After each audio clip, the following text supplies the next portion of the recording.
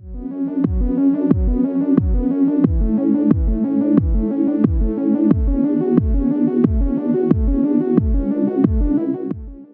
right, well, here we go. Let's rock and roll. So you can see the attacker's perspective. We'll talk about that in a minute. Let me give you a couple of reasons why I believe I'm qualified to talk about this. I'm not going to bore you with the normal dialogue of my background. What's important is I've got 20 years, over 2 decades of offensive and security, both, in technology. I've worked in many verticals across the industry. I've worked in telecommunications, internet service providers, financial, transportations, both on ground and air. I've worked in retail, local governments, to name a few. I've been a technical consultant for IT, and I've also been a security consultant for Birch Klein, which is an alias. I've kind of done some offensive testing under that I'll explain in a minute. About 2011, I did the Love Field Modernization Project, which was a huge project for the whole airport and the opening of the airport. I did most of the security infrastructure in that building, and then I also did that for Southwest Airlines for some international stuff. So what that really summarized to say is that I'm not ignorant of enterprise architecture, either for small or large environments. I've also been a pen tester for 6 years for one of the largest banks in the U.S. I also been a pen tester in local and state governments and different types of infrastructure, and we're going to talk to that.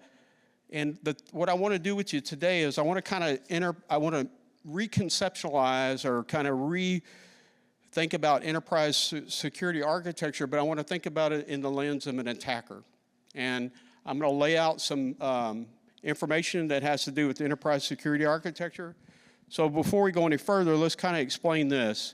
So where architecture, where the term comes from, is the quotes at the bottom is Luke Hoffman coined this phrase, and he was talking about 2 different groups. He was talking about technical architecture, which he called Tarchitecture, and then he was talking about marketing, which was a marketing group, and product development, and he called that Marketecture. And if you're familiar with a portmanteau, all he's doing is combining the word marketing with, architecture, and you get Marketecture, right?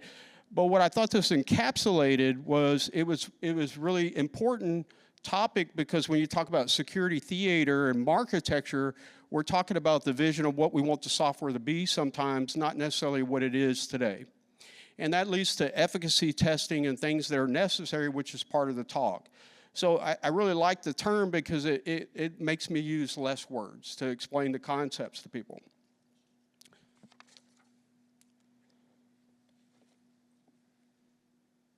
So there's a lot of questions that come up when we talk about offensive security architecture and from an offensive point of view, but we're going to focus on these 3. Okay, so the first question is, are our security controls as effective as we think they are? In other words, do we have this false sense of security about our architecture? And then if we do, can we trust security solutions based on marketing alone, right? And then the third one is, how do we ensure that our security strategies evolve with the threat landscape? Because it doesn't stop, and neither does, I would argue, that your enterprise security architecture or your IT architecture is not stagnant either. And hopefully by the end of the talk, we can talk about that. I can explain that to you. But these are the 3 questions we're going to kind of focus on, and we're going to look at it from an attacker point of view. So this is what happens when you don't do it. You get fragmentation. What do I mean by that? Well, you get what's called swivel chairs. Swivel chairs are where your defensive teams are having a swivel chair to look at many panes of glass in order to get answers. So it's fragmented. Your layered defense is coming from arguably the enterprise architecture, right? I don't believe that enterprise security architecture could exist without being scaffolded on top of the enterprise architecture. So it has this hybrid model, and then we're using those interlacing, or this hybrid integration, we're using that as enterprise security architecture to defend the castle or to defend our environments. That's what we're using it for. So it creates this fragmented environment when it's not aligned properly. And let me give you an example of alignment. We all know that what the CIS controls are, right? We all know those. There's, depending on what level group you're doing, you have so many controls in your environment. You get administrative controls, you get technical controls, right? Well, technical controls are going to be related to tools, right? So when I would look at environments as an attacker, I would see that they had their frameworks aligned, their processes, their procedures aligned properly, and their administrative controls aligned with their framework. But when I get down to the tools were a security sprawl of tools. And the tools were not aligned with the controls. And matter of fact, if you look at any of the frameworks today, you won't see a mapping between the tools that we use, which are what we rely upon for our technical controls, which I would argue is enterprise security architecture, and you won't see that alignment of those tools. And that alignment is what the attackers are exploiting, because the attackers are you. So think about that. You know, I tell that to students a lot of times. I teach an ethical hacking course too, and I try to get them to think like attackers, and the attackers are you. I know everything you know, but the only difference is I'm the adversary, I'm the attacker. So what's the solution to that? Well, I personally believe that continuous pen testing, I know that's a buzzword, we're gonna talk about that in a minute, but I believe that continuous pen testing and efficacy testing and offensive techniques are what we use in order to dial in our enterprise security architecture and to, more importantly, test the efficacy of them because of the hyperbole and things that come along with attacking and things like that. So let's look at a case study. This is from one of my attacks. There's two stories here. I'm going to tell you the first story first, which is the actual attack. The attack happened in 2020. They wanted what was called a full scope adversary emulation. And if you're wondering what that means, we'll talk about that at the end. But so that's what the attack is, and that's what the customer ordered. And what they were concerned with is, could an inside person take over the entire school district, and could it cause problems? And that's what they asked me to do. So this is what you see me doing. That's the MITRE. I'm codifying it to MITRE so you kind of get an idea of what the attack tree is. But by the time this test had finished, I took over everything. Doors, door swings, the air conditioner systems, the compromised, the police departments, the door locks and everything in a span of time. Now this is not me telling you what an elite hacker I am. What I'm telling you is this was preventable. And the enterprise security architecture they had a lot of it. It's not like they didn't have tools. They had a lot of tools. The problem was the non-testing and the efficacy that I'm preaching about. And none of that was done. The secondary issue was the report got leaked to the press about a couple years later, and ironically, the guy who picked up the job to talk to this investigative reporter on camera was my buddy. And my buddy Philip Wiley. So Philip was doing the interview. He knew that I was operating under the alias of Birch Klein, and I'm the one that done the test. And so I can talk about this because it's already been adjudicated. So the link right there at the bottom, you can barely see in blue. If you want to go look at it, you can go watch the whole video and kind of amuse yourself with it. But what was real bad about this test is it got compounded.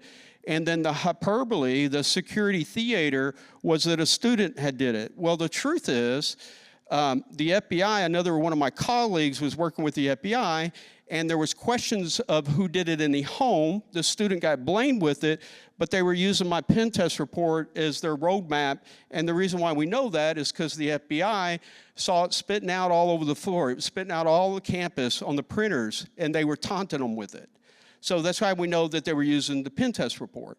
The investigative reporter tried to get the second report because I always tether my reports together, and they're trying to get that. So what does this mean? Well, this is the consequences of when enterprise security architecture doesn't really align from an offensive point of view. And I personally believe, hopefully by the end of this presentation, I'll be able to talk you into understanding why this is absolutely not only critical, but it's germane to your enterprise security architecture alignment.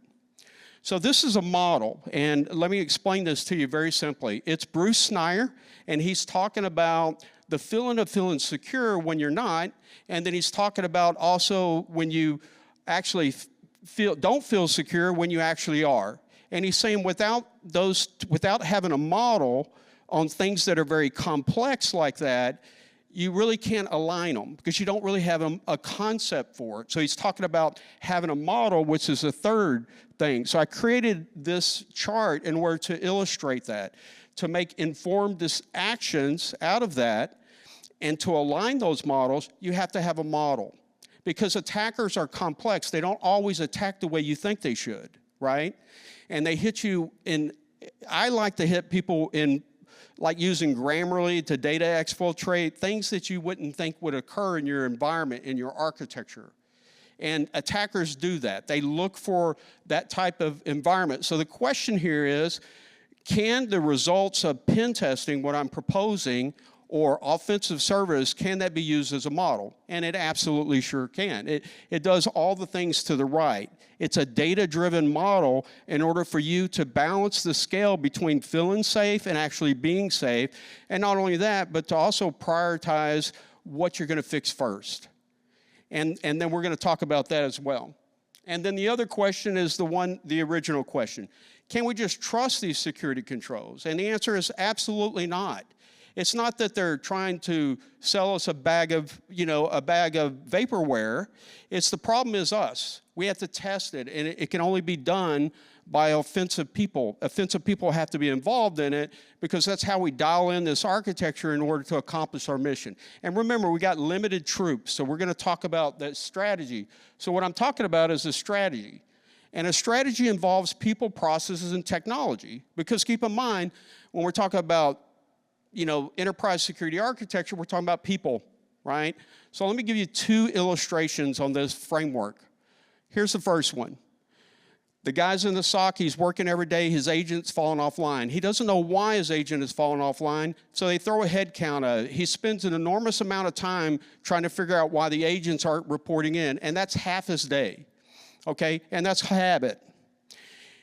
And instead of testing the efficacy and going to the vendor and saying, man, can you explain to me why your agent just can't simply stay online? They just adopt the behavior. And so as an attacker, think of me being you.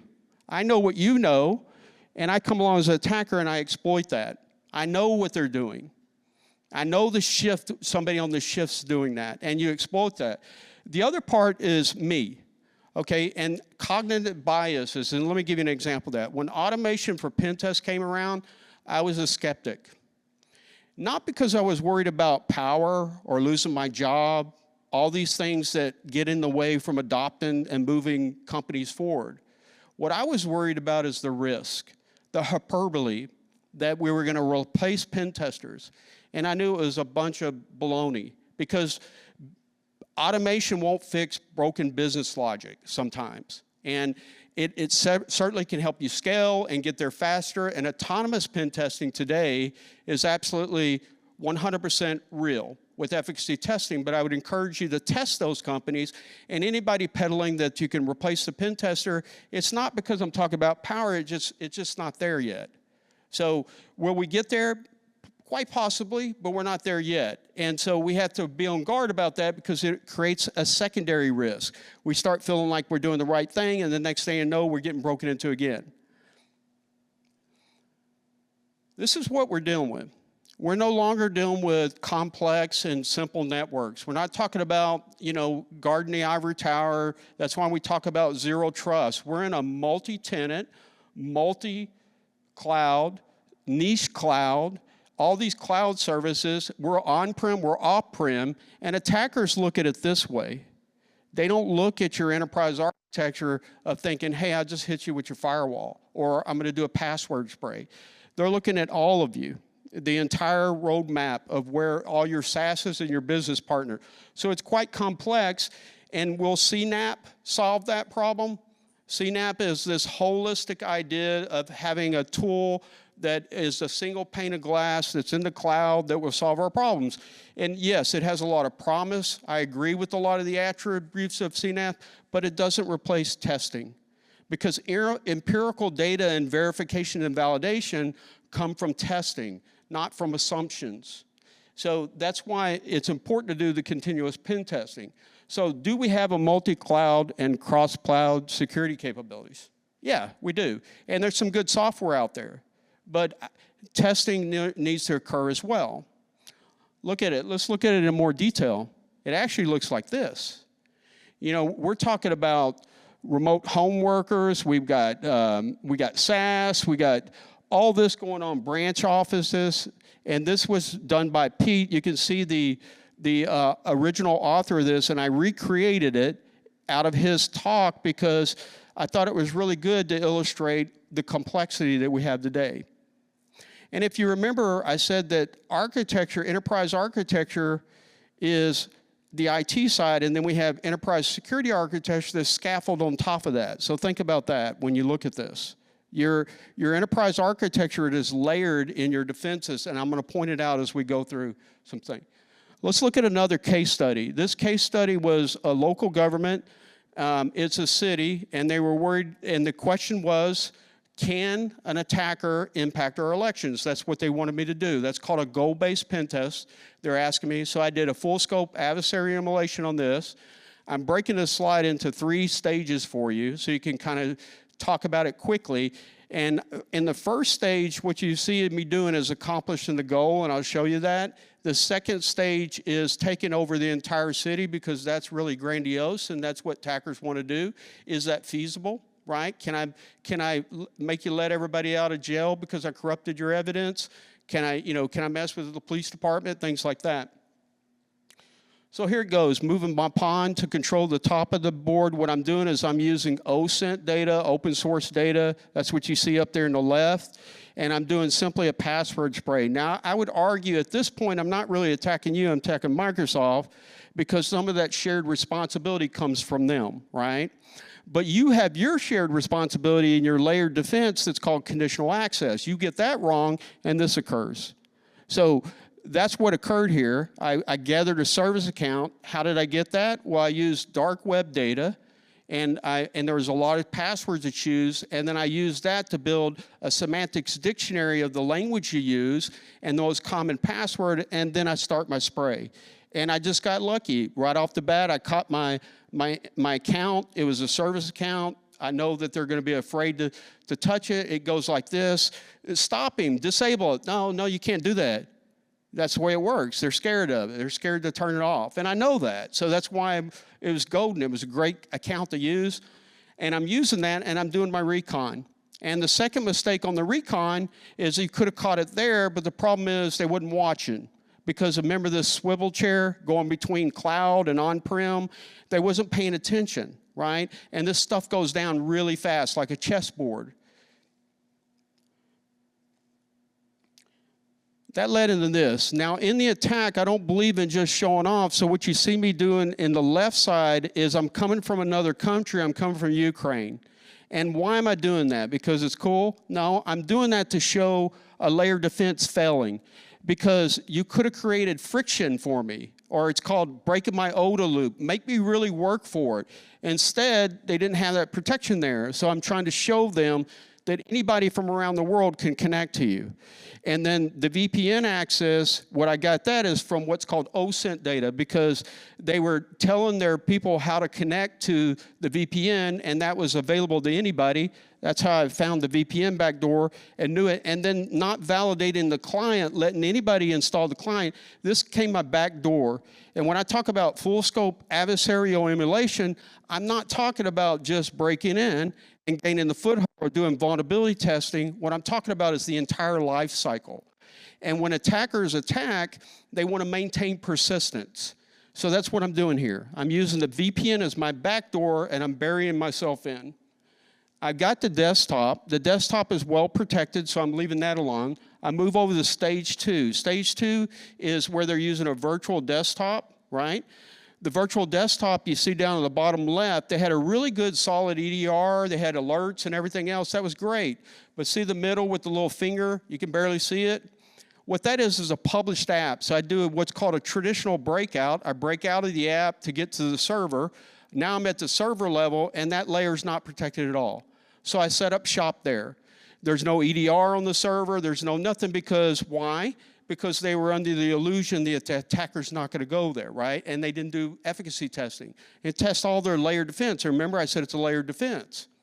And one could argue that that's kind of really IT stuff, right? No, it's not. It's really part of your enterprise security architecture. So I'm breaking out and I'm getting to the server level. I set up shop there. And then what you see in the top right is me doing another test. When I get what's called a golden ticket is a way to maintain persistence, a little bit of old school way of doing it. I'm checking the functional level of the domain. Why? Because in my report, I want to show you that your enterprise security architecture is failing you. Your functional level of your domain's 2012, so you can't possibly be rotating your Kerberos account. And see how they kind of intertwine with one another in an attack? And the only way to discover these hidden flaws is to attack.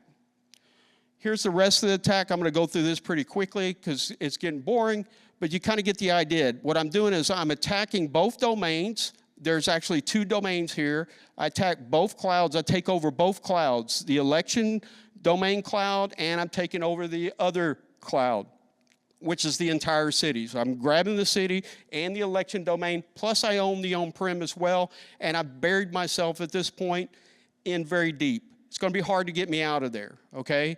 It's going to take you time. You're going to have to bring a professional crew to get me out of there, all right? So then I start looting, and I'm trying to accomplish my goal. And what I do is I loot their email. Start stealing the passwords out of the email. That led to the actual election software you see on the left. So now I own the election software, and game over in the first stage. And this went down in that time period you just saw. The second part of the test was just really owning the environment, owning the entire city, and burying myself in. I had accomplished the first goal. So the question was, can I impact elections? I say it's plausible, very plausible, that I could impact elections. Why would I take on the voting booth and the encryption and all that? I just wait till you bring it back to the castle and start unencrypting and look at it, mess with your integrity, game over. You're going to have to explain to the people why you can't tally the votes properly, right? Or why it's not working out. We counted them before we left. Now the numbers don't match, right? So I had options of their code and everything else. This is what I'm showing with a chess piece because when you're dealing with the knight's unpredictable. The knight can move in many different ways, which represents your pen test. It easily wiggles between your security defenses. That's what the knight does, right? So this is a good illustration. If you look at the rook moves up and down very quickly. That's where the way a rook moves on the chessboard. And what that kind of represents is your audits, your validation. The king represents what you're protecting, your verification, what you're checking, all those validations. And these all work in concert. So if you roll both of those together, we could be talking about a hybrid pen test, where we're kind of combining these techniques together continuously, automated, at scale, and we're doing it all the time, dialing in this enterprise security architecture. Here's another one. So this is a human-operated ransomware. It's very common today, and this city was very concerned with. So after checking out and gaining access to the inside through their wireless that wasn't defended very well, once I got inside, I went after their backups. That's what you see at the top left. They had 2-factor, they had all the accounts laid out, but they made one vital mistake. Nobody ever checked the local account. So all I did is check the local account. It wasn't set up, so I helped them out with it. I set up their local account for them. I gain access. I even put 2-factor on it to make sure they're safe, right? And then I loot their environment and I restore those to attacker rig, and then I go through all their unstructured data to loot and get even further. So this is game over, and this is what attackers do. And when they deliver things, remember I said attackers don't normally attack like you think they are. So this is actually called Teamfisher. It's not my work. It's another work. You can read the authors at the bottom. And what I'm doing is I'm delivering the bad news to them through Teamfisher. One, because it's funny. I thought it was clever and funny. And because most people deliver that by pop-ups and deal, I'm actually creating chaos and fear and sending it through the Teamfisher, through all the team viewers, right, to let them know they'd been ransomware. And then it gives me the opportunity to show them this. To the left, what you show me is little hidden radar buttons that cause this part of this problem. And This is allowing anybody to share and have these capabilities. And these combinations can become toxic. Let's say you got a high-risk user, we know they're high risk, and they have the ability to do external sharing. So it's very relevant of how all these things work together as your layered defense, and it's very detail-oriented. Unfortunately, it is. So your layered defense has to be tested in detail. So remember I said attackers don't attack you the way you want them to? This is an example of that. They take the path of least resistance. Microsoft did a really good job of this, so I'm just showing their work. And what you want to do is create friction. You want to make it incredibly hard for them. So you want to create strong security controls. They're effective, and you want to move those to the right part of your architecture in order to defend it. And then you want this continual test life cycle going on in your environment. Here's another example, blind spots. This company was set up. They had their knowledge base. The first thing that caught me off guard, here's the attacker mind. I was looking and I was going, well, why are they using Freshworks? Because they don't have a product. Why don't they use Freshdesk? Boy, and I'm chuckling. And I'm looking at, I find a subdomain takeover in it. I'm kind of looking at that. And I said, you know what? I bet these guys don't realize that their knowledge base in a Freshworks product is designed to share with the open public. So I created a fake account. I get into it. Why? Because Freshworks is offering it to. They're saying, hey, this domain's available. Would you like it? So that's what I'm doing here. And then I gain access not to control the app and not even to get past the authentication, but just to get to the knowledge base. And I start looting the knowledge base. The knowledge base makes this mistake you see redacted. And that's the wireless password. So I jump in the car, drive down there, game over. Okay? I didn't take on your firewall. Attackers do this. Automation won't get this sometimes. This is attackers being creative. Okay? And that broken business logic sometimes can't be automated. That's why it's important to put these in the hands of tools of people, SMEs that know what they're doing. This is what I just told you. If you look at it, the attacker is making assumptions. He has a hypotenuse. He's thinking, hey, man, I think they do X, Y, Z. Because remember, they are you. They know just as much as you do. You have to assume they're smarter than you. And there may be more than one of them, right? And so they think like you. They watch you. They'll read your email. You know, I can't tell you how many times I've actually closed my own tickets in systems. I just close them, process them for them. Here's another idea, what I was telling you about creating the friction. Microsoft calls it friction. Military calls it breaking OODA loops. You know, what you're trying to do is throw them off their game. You want to make it incredibly hard in order for an attacker to attack you. How do you do that? I'm sorry, it's called blood, sweat, and tears. You have to test. You have to have people who are qualified. And you have to grow them internally. If you don't have them, you need to put tools in their hands to help them so that you can create this friction. And then everything can't be a priority, so you want to prioritize where you're the weakest. And there are softwares out there that do it autonomously, and that's no joke, they really do. And they actually lay down deception. As they're fixing it, they'll lay down deception to buy you more time so that you can prioritize to fix these things. You don't have to fix the entire market. What you need to understand is understand the threat actors that are attacking you. What industry you are, what type of attackers do you have that are going after you. Let's slow down a little bit. Let's define pen testing. I like Philip Wiley's definition. He is my buddy, in full disclosure, known him since 1995. But I like what he says in his book. He simply says this type of security assessment is the only way to uncover exploitable vulnerabilities and understand their risk. Couldn't agree more. The second one is me. I'm saying that full scope adversarial emulation is a comprehensive security testing approach that goes beyond compliance base. What do I mean by that? I'll explain it when we get to the framework models. But red team, let's keep it real simple. They test the ability of the blue team to respond. And if you want to make it more complicated, you can read Joe Vest's definition. He does a wonderful job of describing what red team doing. I'm proposing to all of them These are all tools. These are all quivers. I mean, these are all arrows in your quiver to use, and they have different solutions.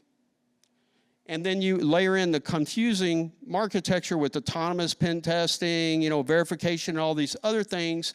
These are just things that are scaling, but they basically mean the same thing. They're just speeding up the game, making it faster. So what does that kind of look like? Well, it looks kind of like this. If you're doing traditional pen testing, you're doing the minimum preparedness. It's a snapshot testing, so you're doing your annual pen test. You're only doing a snapshot, so you only really have a limited threat vulnerability. You have a limited view of what's really going on. If you're doing something like this, you have advanced security posture because your blood, sweat, and tears and all this work, and you're doing it continuously, and you have an advanced idea of what's going on in your environment. And this is why it's critical. Let's look at one more use case, or a couple more. So this is a government agency that provided helicopter services. It was a company that provided helicopter services for most of the police departments around the United States, and they were concerned that an attacker could get in and compromise their video surveillance. I absolutely knew nothing about helicopters, nothing about this. So I start with what's called OSINT data. Up at the top left, you'll see that it's redacted. Top right, you'll see it redacted. Their error message through an error, a domain, and everything that had nothing to do with the people. I said, oh, that's the developer, right? So I follow them back to their GitHub, right? And then I use that, and they use certain language. It's very specific. So I use that language to build what's called a brute force dictionary. Didn't know if I would need it, but it's pretty easy to do, using the choice words that person was using, the email domain, things like that. It's called semantic dictionary. You can look that up. And I build that. And I still don't know about the service, but I get the way I understand the service with the map is that most people don't know it, or maybe you do, but if you're spending taxpayer money, you feel overly whelmed that you have the responsibility to share it, right? I would say that SSI, sensitive security information, you don't have to share, because that was their downfall. This little map, harvested this from one of the city, tells me how everything's laid out. This little UX with the mobile phone, I was able to tie that back in to the original developer, and that told me how that works on the mobile phone. And then the rest is just traditional enumeration. I'm looking at what services are involved, just by enumerating what services they're running from DNS records, things like that.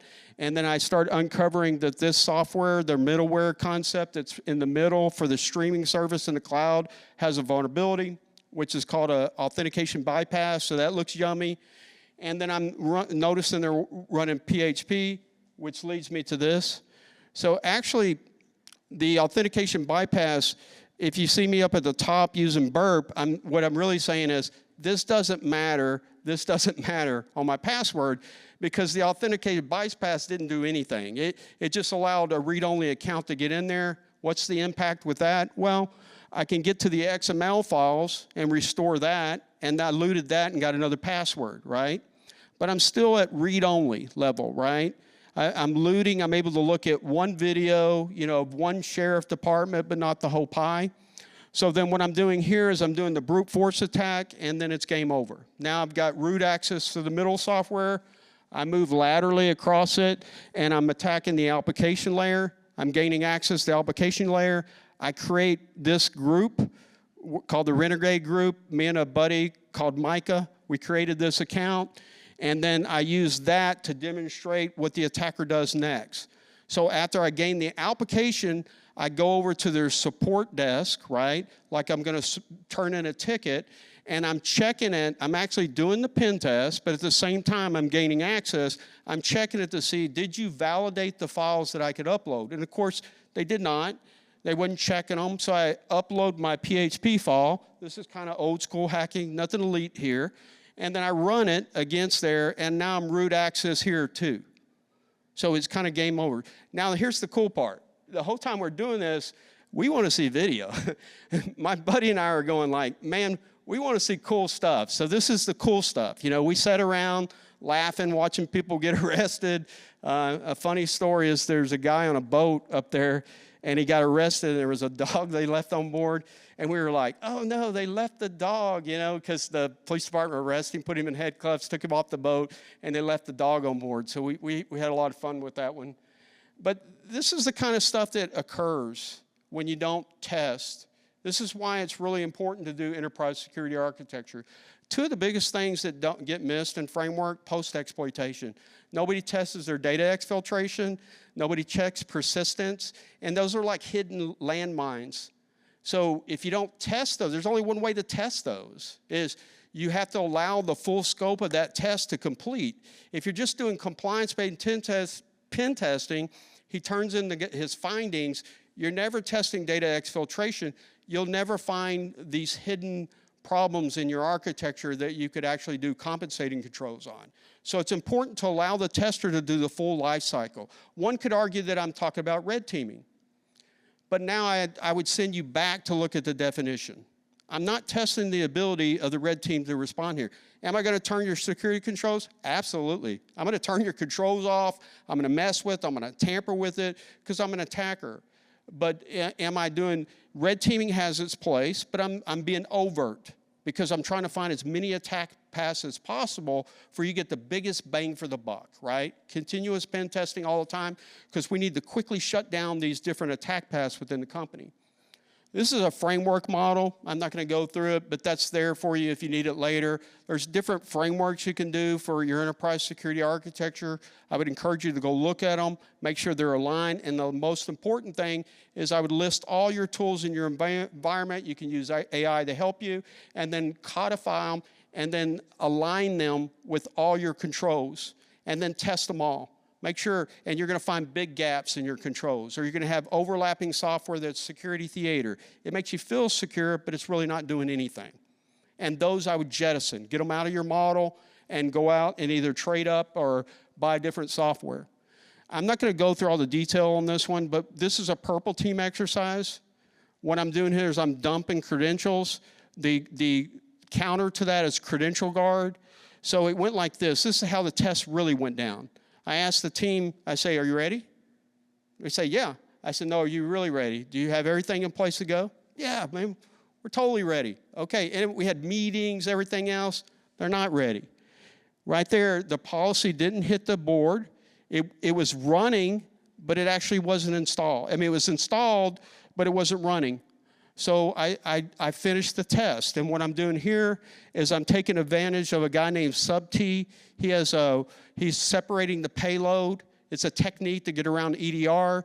You see me getting around the EDR in the top left. I'm evading their woefully inadequate EDR that they have on the desktop, and I'm using a friend of mine named Mark Mo, if you want to go look him up. And it's called a single file bias, and I won't go into detail on that, but basically I'm evading, I'm loading, and I'm dumping their credentials, even with the EDR running, and then I'm showing you. And I would even add that I'm touching the disk. I'm not even running it out of a cradle. I'm literally running it on the disk. Now, this was a while back. This would get caught today, but at the time it wasn't getting caught. And this is an example of that. Here's where they have it in place. And this is going to be the counter. What the attacker is going to do if he discovers that you are running credential guard is he's going to come in and he's going to do a counter, and he's going to insert the DLL. It leaves that artifact over to the left. And then from that moment on, after inserting the DLL into the environment, into the LSA, which is the memory, then he can capture every password therefore after. But this is catchable. And with purple team exercises and YARA rules, and right out of the box, if your software is not catching this tells you something about your layer defense, because this is very catchable, right?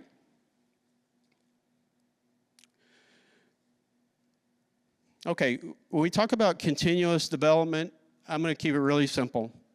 If you're catching version controls and things like that, and you're doing the OWASP top 10 on your app, you're really not going further now. And let me explain what I mean by that. Version control gets caught in your shift left, right? And I would ask you a question. How do you know you're shifting left? What measurements are you doing? Let me show you the way I think it should be done. There's another test called application verification standard. And I've talked to a lot of buddies, people been in the industry for many years, and I'm surprised at something they don't know about it. And application verification standard is also OWASP, and it goes way beyond testing the top 10. And so your most coveted app that has all your critical apps in there, you really want to be doing a hybrid. See at the very end, it's hard to see, but they talk about a hybrid pen test. So think about it as the two chess piece. You're doing the traditional pen test, the web app pen test and everything you need to do, and at the same time, you're doing the audit piece, where you're doing the verification. What are your security controls? Where's your architecture? Can you show me where the authentication you decided to use, where that's written down? Oh, you don't have it. So then mark. And then that becomes a maturity model that you can measure back to the left and say whether you're shifting left or not. And that's where you can measure back to the left, okay? So it's think holistic. You gotta think big picture, not just little microcosms. Hopefully by now I've convinced you that this is why you wanna think like an attacker. This is the why. So this whole talk is about the why. Okay, the reason why it's actually imperative that you do these is because of this reason. And then you want to think big. You want to have a 360-degree view of your entire threat landscape, your enterprise security architecture. One last good one, and we're wrapping up. I know this is getting kind of boring, but this one's funny, so hopefully you'll have a good lab. After I broke into the environment, it's human. It's human nature. So I was watching this person as I was hacking other things, and I got into the KVM, and they were imaging every day. Guy'd come in, got to image some boxes, throw the box on the tray. He's in the KVM. I'm watching him the entire time he's doing this, waiting for him to make a critical mistake. And you know what it's going to be? It's not going to finish. He's going to go home. This is exactly what happened. The guy didn't finish. He went home for the day, left the screen up. I'm in the KVM. I finished his install for him. And then I backdoor his server, I backdoor his workstation, knowing that it's going to get deployed within the fleet, right? And then on the same time, I'm actually running, do a downgrade attack inside of PowerShell. I actually load PowerShell 2.0 up in the app because I know that they can't see the EDR, won't see me doing that. And I load that up, and then I run Responder on another segment of their network because I'm not physically there. And of course, that everybody knows what that gets you, okay? Let's wrap up.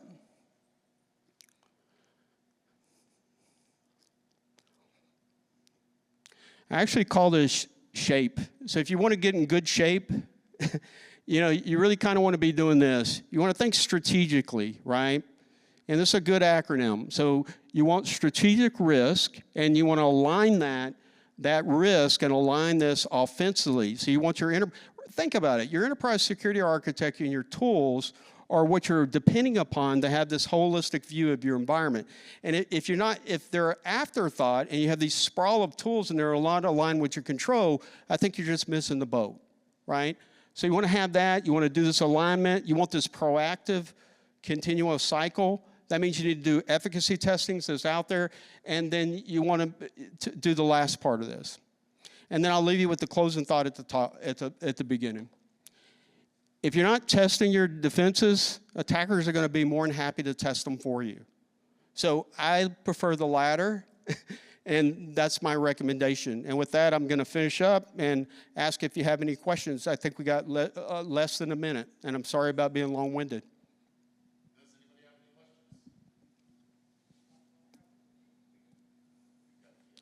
Okay, we got 1 minute, and we can take this out in the hallway. Yeah, so typically even for a penetration testing, companies worry about, the sites getting down, right? And then there is a talk about non-intrusive testing. So when you are talking about a full-fledged adversary simulation, how do we convince the business? How do we make sure that it's not? Yeah, his question's about fear, really.